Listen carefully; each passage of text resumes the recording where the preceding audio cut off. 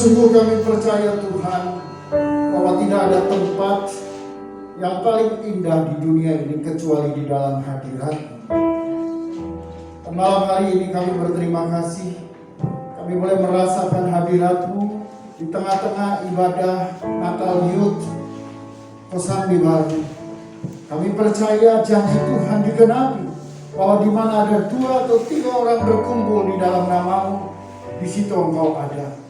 Dan di mana ada hadirat Tuhan, di situ akan ada kemenangan, di situ akan ada kelepasan, kesembuhan, dan berbagai mukjizat yang kami nantikan. Kami percaya Tuhan, malam ini sesuatu terjadi dalam hidup kami, sesuatu terjadi di dalam hati kami. Mungkin orang gak lihat, tetapi kami percaya Roh-Mu yang kudus akan mengerjakan itu di dalam hati kami. Dan sempurnakanlah semuanya itu dengan kebenaran firman-Mu, sehingga kami boleh semakin indah di hadapan-Mu. Urapi hamba-Mu, sembunyikan hamba-Mu di balik salib-Mu yang kudus, supaya bukan hikmat manusia berkata-kata, tapi hikmat Roh Kudus. Dan urapi setiap anak-anak muda-Mu, supaya mereka boleh menjadi tanah yang baik, yang subur, yang siap ditaburi dengan benih-benih kebenaran firman Tuhan. Demi nama Tuhan Yesus Kristus kami berdoa. Haleluya.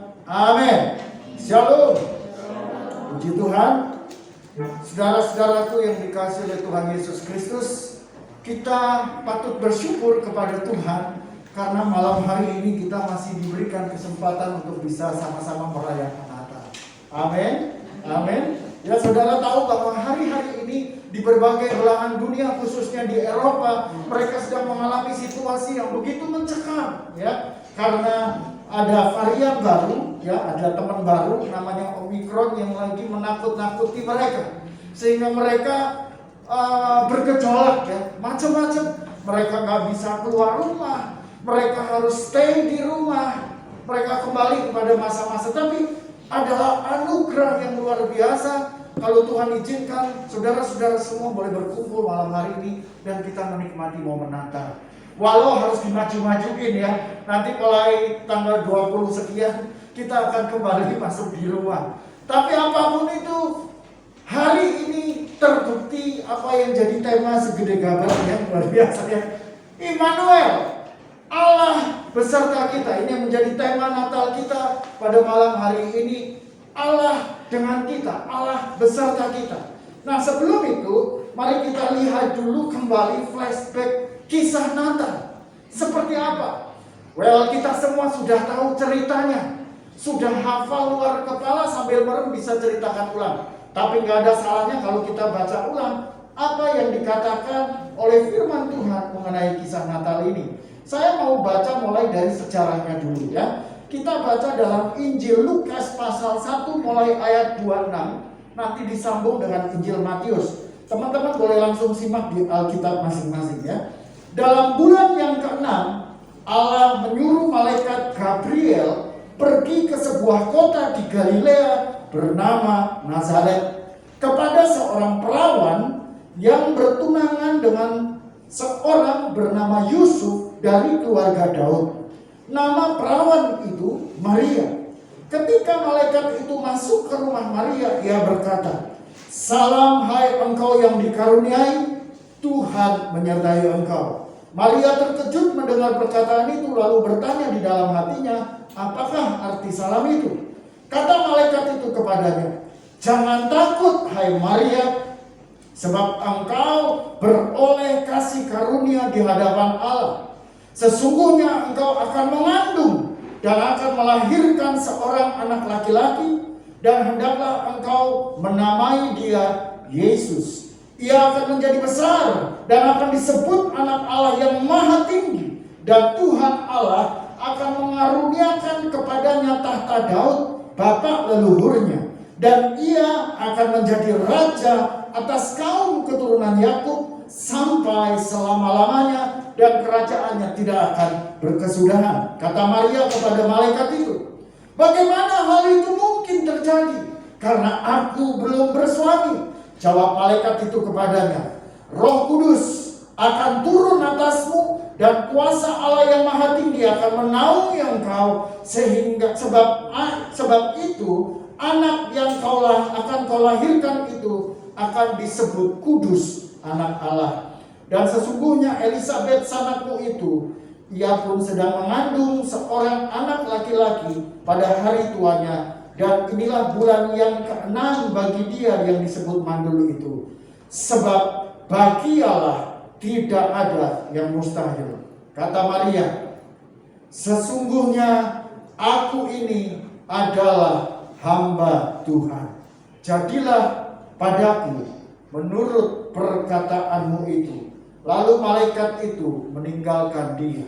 Lalu lanjut dalam Injil Matius.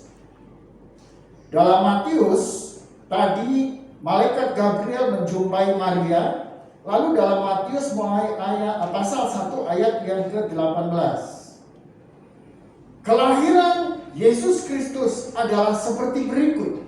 Pada waktu Maria, ibunya, bertunangan dengan Yusuf, ternyata ia mengandung dari Roh Kudus sebelum mereka hidup sebagai suami istri.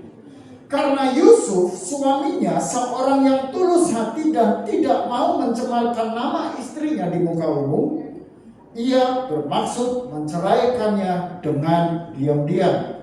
Tetapi ketika Yusuf mempertimbangkan maksud itu, malaikat Tuhan nampak kepadanya dalam mimpi dan berkata, Yusuf, anak Daud, janganlah engkau takut mengambil Maria sebagai istrimu. Sebab anak yang di dalam kandungannya adalah dari Roh Kudus. Ia akan melahirkan anak laki-laki, dan engkau akan menamakan dia Yesus. Karena dialah yang akan menyelamatkan umatnya dari dosa mereka. Hal itu terjadi supaya genaplah yang difirmankan Tuhan oleh Nabi. Sesungguhnya anak darah itu akan mengandung dan melahirkan seorang anak laki-laki, dan mereka akan menamakan dia Immanuel, yang berarti Allah menyertai kita. Sesudah bangun dari tidurnya, Yusuf berbuat seperti yang diperintahkan malaikat Tuhan itu kepadanya. Ia mengambil Maria sebagai istrinya, tetapi tidak bersetubuh dengan dia sampai Maria melahirkan anaknya laki-laki, dan Yusuf menamakan dia Yesus. Nah, saudaraku yang dikasihi oleh Tuhan, kisah ini menjadi sebuah kisah fenomenal yang terus diceritakan, terus dibicarakan, terus diposting, terus diupdate di mana saja mengenai kisah Natal. Dari apa yang kita baca tadi, kita mengerti bahwa Allah punya rencana itu perfecto.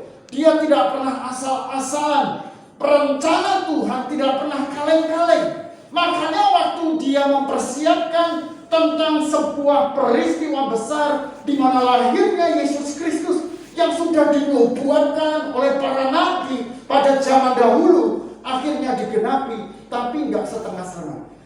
Tuhan kirim Gabriel untuk ngomong secara personal kepada Maria. Lalu setelah itu Tuhan kirim Gabriel juga untuk konfirmasi kepada Yusuf. Saudara ngerti mas saya? Jadi Tuhan gak pernah kerja setengah-setengah. Dia ngomong sama Maria. Begitu sama Maria deal, Maria oke. Ketika dalam Lukas 1 ayat 38, Maria ngomong, sesungguhnya aku ini hamba Tuhan, maka jadilah padaku menurut perkataanmu itu. Saya terkesan dengan satu lagu lama yang dinyanyikan oleh Dortmund nyanyi lagu ini ya, tapi sebelumnya dia kasih narasinya bagus banget. Saudara-saudara, bisa nggak kita bikin challenge malam ini? Setiap saudara dengan masalah apapun yang berani mengucapkan kalimat seperti yang Maria katakan, be it unto me according to thy word. Jadilah padaku menurut perkataanmu. Saudara, ini gak gampang. Kalau saudara ingat dalam Injil Yohanes pasal 9, satu kali Yesus dicobai oleh orang-orang Farisi dan pemuka-pemuka agama ketika mereka bawa satu perempuan yang kedapatan selingkuh. Ceritanya ini binor, bini orang dibawa lagi lecet-lecet karena habis disiksa sama banyak orang. Lalu ditanya, guru, ini cewek selingkuh nih, binor nih, selingkuh nih.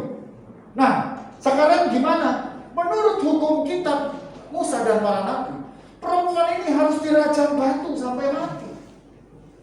Nah Maria, waktu dia terima perkataan Gabriel, sesungguhnya engkau akan mengandung, itu resikonya mati.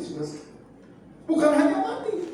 Maria sedang menerima sebuah kenyataan untuk menghancurkan hidupnya, menghancurkan mimpinya, menghancurkan bayang-bayangnya akan keindahan rumah tangga, menghancurkan everything yang dia punya. Sehingga dia mau ngomong, sesungguhnya aku ini hamba Tuhan, jadilah padaku menurut perkataanmu. Saudara, ngomongnya gampang, tapi melakuinya susah. Susah. Kenapa Maria bisa ngomong begitu? Karena dia pasti punya alasan. Dia punya alasan-alasan yang cukup kuat, sehingga dia berani menerima, menanggung, mengambil resiko itu. Resiko yang paling simpel aja deh. Dia pasti cinta sama cowok. Dia sayang sama cowok. Dan dia gak mau kehilangan. Ini cewek-cewek yang punya pacar di sini pasti kan juga gak mau kehilangan cowoknya kan? Gak mau. Apalagi hanya untuk alasan konyol. Loh ini alasan konyol sudah. Kalau dipikir pakai logika, konyol. Misalnya nih, kita cewek-cewek punya pacaran ditanya, lu mau gak bunting duluan? Halo? Iya, mau gak bunting dulu? Hah? Yang bener aja lu. Saudara, ini sesuatu bukan main-main. Tapi dia berani. Nah saya mau ajak kita lihat dulu hikayatnya. Kalau kita bicara Immanuel, yang artinya adalah Allah beserta kita. Immanuel, Allah menyertai kita. Yang benar, Allah menyertai kita nggak sih? Allah menyertai saudara. Saudara rasa? Amin. Nah, kita lihat. Saudara kalau bicara tentang Immanuel, God with us. Saya coba merunut ceritanya dari klik sekali lagi. Mulai dari padang gurun. Ketika umat Israel hijrah ke Mesir pada zaman Yusuf, lalu Yusuf diangkat jadi perdana menteri di sana. Dia memegang seluruh perbendaharaan kekayaan tanah Mesir pada waktu itu, yang mana Mesir adalah negara paling kaya karena dunia dilanda kelaparan. Sehingga akhirnya Yusuf bilang sama saudara-saudara, jemput papa, jemput semua keluarga kita. Yuk, di sini ada tanah Goshen, kamu bisa tinggal, bisa bercocok tanam, bisa berternak di sana. Lambat laun kerajaan berganti, raja berganti, kenallah Firaun yang nggak pernah kenal Yusuf. Lalu mereka ngomong, wah ini orang Israel bisa lebih banyak dari kita. Oleh karena itu harus tindas mereka. Maka penjajahan dimulai. Mereka suruh kerja keras. Dalam Keluaran 1 Alkitab mencatat Tuhan mendengar cerita orang Israel yang tertindas pada waktu itu. Sehingga Tuhan kirim Musa, yang adalah darah dari orang Ibrani, orang Israel sendiri. Dalam sejarah perjalanannya yang seharusnya bisa ditempuh selama 40 hari. Ya teman-teman nanti sekarang pakai Google Map cek ya. Atau pakai Waze. Kalau dari tanah Goshen, Mesir, menuju ke Israel. Ya menuju ke Hebron aja deh. Kan di situ peta modern ada Hebron atau jalur Gaza Israel. Jalan kaki berapa lama sih? Cek di situ. Tapi pada waktu itu diputar Tuhan selama 40 tahun muter-muter ke padang gurun Kades Barnea, macam-macam. Kenapa begitu? Karena sebenarnya Tuhan mau mendidik mereka supaya mereka mengenal Tuhan. Karena Tuhan mau umatnya mengenal dia dan dia mengenal umatnya. Tapi yang jadi masalah orang Israel ini batu keras kepala. Nah saudara, tapi faktanya membuktikan Alkitab mencatat bahwa Allah menyertai mereka. Mulai mereka keluar, dalam usaha keluar dikasih 10 tulah. Lalu mereka harus menghadapi Laut Merah dan Tuhan belah. Mujizat, fenomena alam yang aneh-aneh yang belum pernah terjadi pada masa itu, dan kisah itu dicatat dalam kitab orang-orang benar sampai pada hari ini dan diceritakan turun-temurun. Setiap fenomena alam itu pasti gempar. Hari ini dunia Indonesia digemparkan dengan meletusnya Gunung Semeru di Jawa Timur. Erupsi meletus kan? Ya, hari ini fenomena alam. Dan itu cepat terjadi. Nah, zaman dulu fenomena-fenomena alam seperti Laut Merah terbelah, perjalanan bangsa Israel yang panjang, ya, yang orangnya wow luar biasa. Dan di depan mereka pada siang hari dipimpin dengan tiang awan. Bayangin aja saudara, sejauh mata memandang kalau orang bisa lihat, itu apa tuh? Itu apa tuh dari langit turun ke bawah? Tiang awan. Nah itu geger saudara. Nah saudara, kalau saudara punya pimpinan, punya senior, punya ketua kaum muda yang fenomenal, ya saudara itu pasti cepat terkenal, saudara. Ngerti ya maksudnya ya? Gak usah jauh-jauh, Jakarta ini kan anak-anak muda punya trendsetternya kan tahu sendiri di sebelah mana, Jakarta Pusat ya. Ketika mereka lari ke sana, kalau ketemu youth pastornya, bangganya minta ampun. Lalu minta foto dong, minta foto gitu ya. Nah, lalu itu menjadi sesuatu yang bersejarah buat mereka. Diingat, nanti ketemu orang tunjukin nih, atau diposting nunggu likes sama nunggu pengakuan orang, iya keren. Nah, saudara-saudara, penyertaan Allah kepada umat Israel sepanjang 40 tahun itu terbukti nyata. Bukan kaleng-kaleng, bukan isapan jempol, bukan hoax, tapi fakta. Lalu dilanjutkan dengan perjalanan Yosua. Ketika Yosua harus memasuki tanah Kanaan, harus memerangi orang-orang enak, orang raksasa, orang Het, orang Amalek, suku-suku bangsa asli yang menempati tanah yang dijanjikan Tuhan. Mereka menghadapi berbagai macam masalah. Dalam kitab Yosua 5, Yosua pertama bahkan ketika Yosua lagi stres duduk-duduk, Musa sudah mati, dia harus gantiin. Karena Yosua tahu gimana bangsa Israel mengerikannya, cara mereka menghadapi Musa. Lalu Tuhan bilang, jangan takut, aku menyertai, kuatkan dan teguhkan hatimu.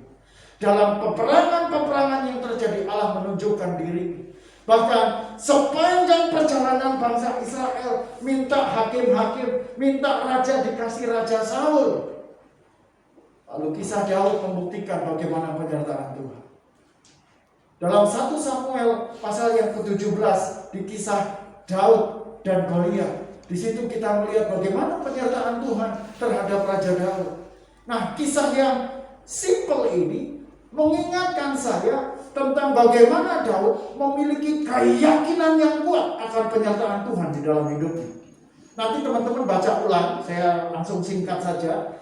Kisahnya membuktikan bahwa satu kali Daud yang masih muda, masih kemerah-merahan pipinya, dia nggak pakai blush on ya, asli. Disuruh papanya untuk kirim bekal makanan kepada ketiga kakaknya yang bergabung dengan tentara Israel dipimpin Raja Saul untuk perang menghadapi bangsa Filistin. Nah kali itu bangsa Filistin punya strategi yang berbeda dalam peperangan, teman-teman. Kalau biasanya Israel ini, Alkitab mencatat, nanti baca pasal-pasal sebelumnya, bahwa Raja Saul berperang menghadapi musuh-musuh mereka dengan gagah perkasa.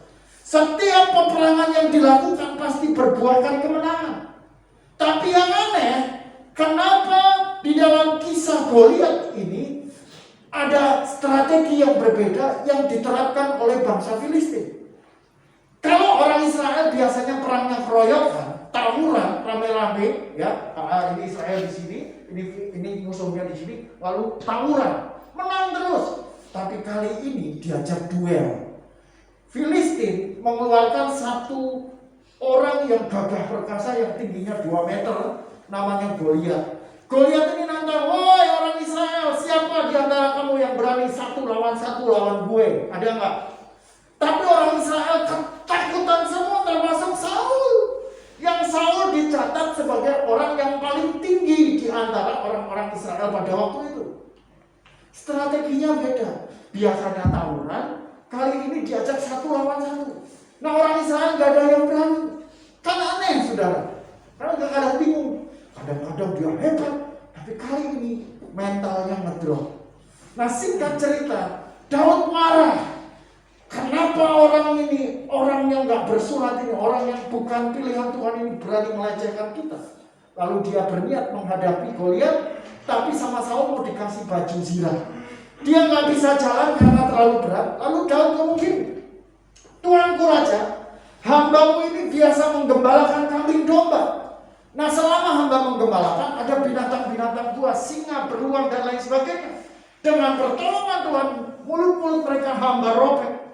Allah yang melepaskan hamba dari binatang buas, Allah yang sama akan melepaskan aku dari Goliat ini. Dan terjadi.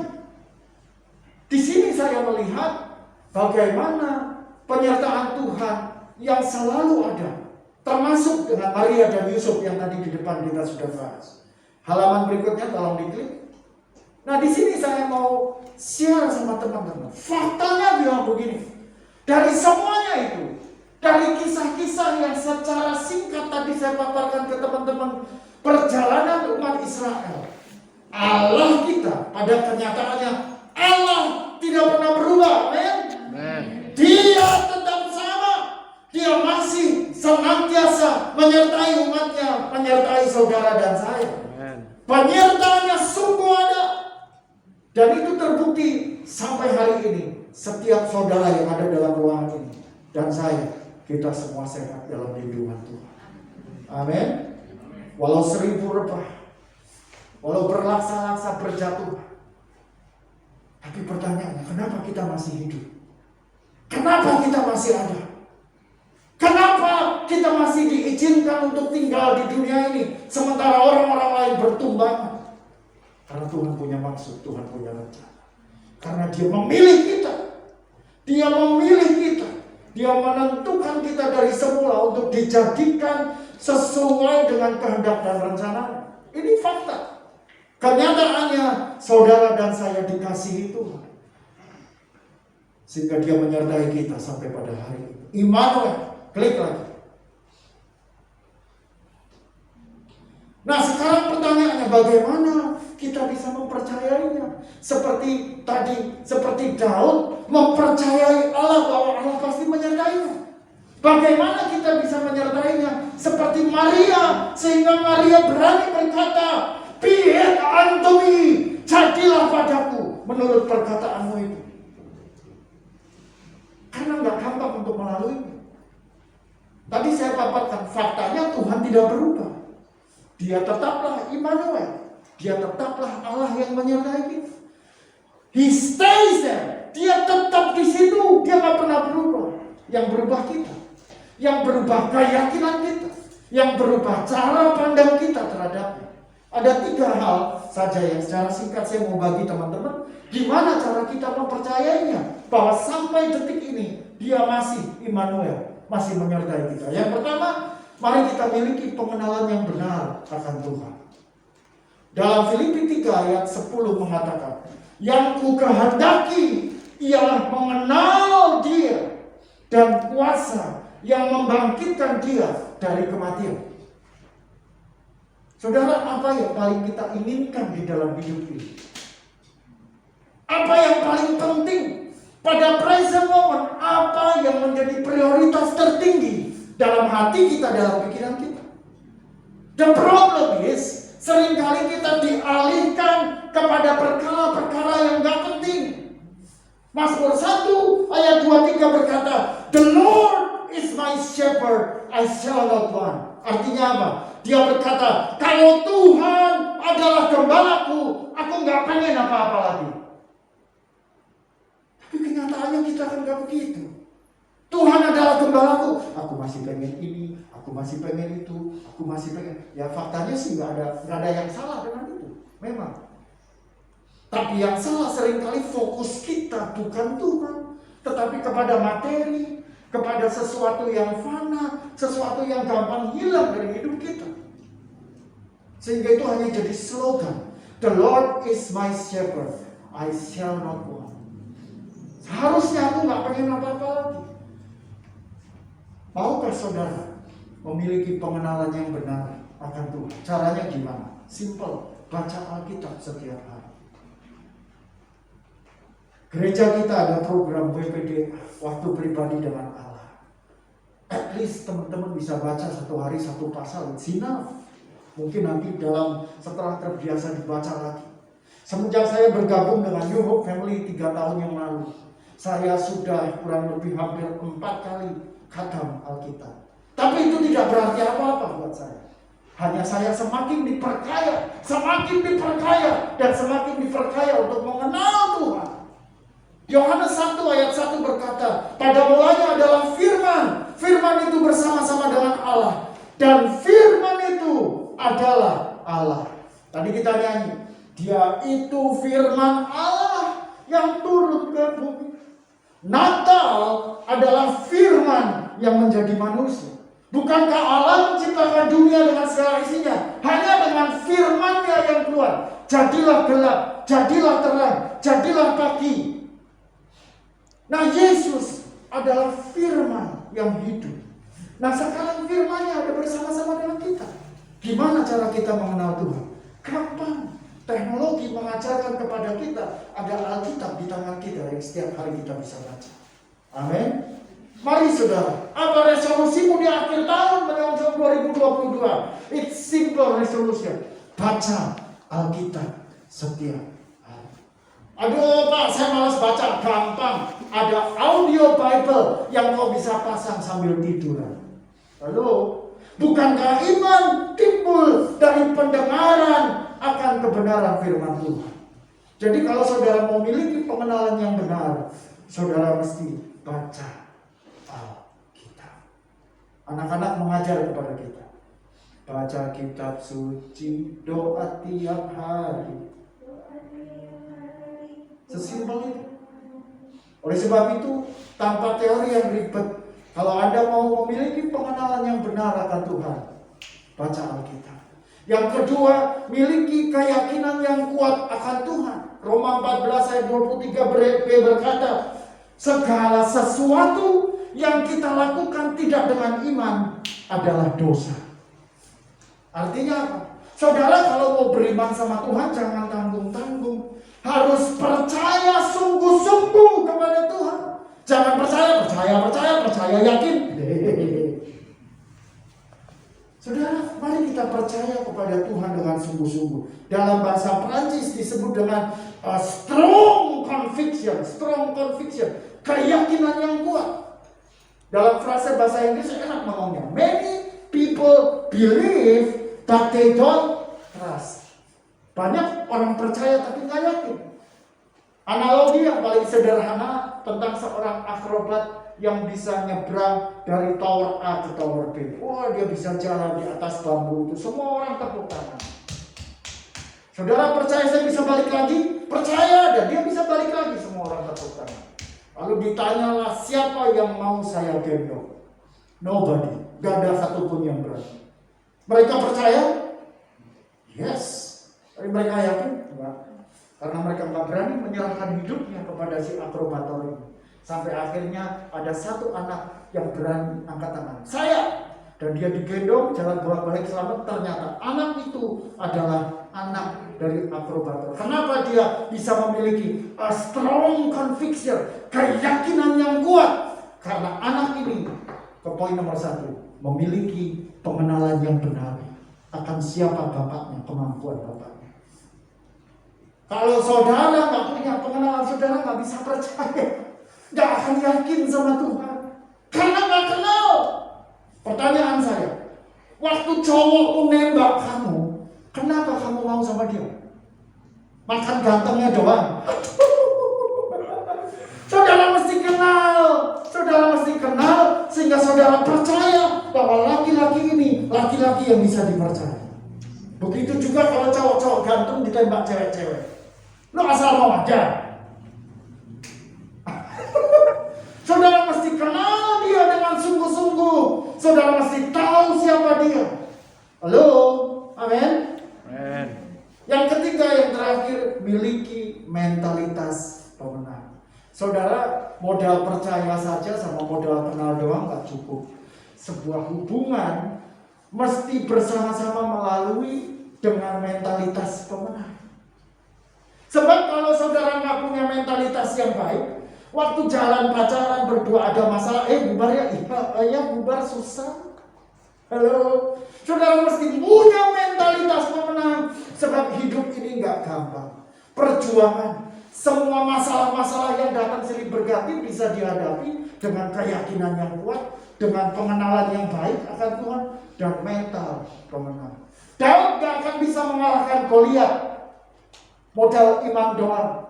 Dia yakin bisa, yakin, percaya Tuhan, percaya. Begitu ngadepin Goliat, dibutuhkan mental, saudara. Saudara, kenapa saudara berani datang ibadah di gereja pada waktu pertama kali dibuka lockdown untuk bisa beribadah komunal bersama-sama? Saudara punya iman, percaya Tuhan tolong? Yes, percaya. Saudara punya keyakinan? Yes, punya. Tapi saudara butuh mental buat datang. Karena corona masih mengingat. Betul? Butuh mental yang kuat. Lu kok kebaktian? Kan masih banyak. Gampang. Mental kuat. Betul ya? Saudara, mari kita miliki mentalitas pemenang. Gak banyak orang bisa menang kalau gak punya mental. Orang mau kaya gampang, kerja keras. Tapi begitu kaya, bukan mental orang kaya, susah. Cepat jatuh. Klik lagi. Nah, makanya kita bicara Immanuel. Waktu kita bicara Immanuel, sekarang pertanyaannya, so what?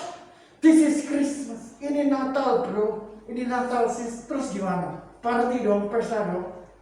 Saya ingat kemarin waktu KKR Youth ya. Jawabannya begini, klik lagi. Nah, the real battle, the final battle. Peperangannya begini. Memang Alkitab kasih tahu kita, sebab peperangan kita bukanlah melawan darah dan daging, tapi melawan penguasa-penguasa di udara.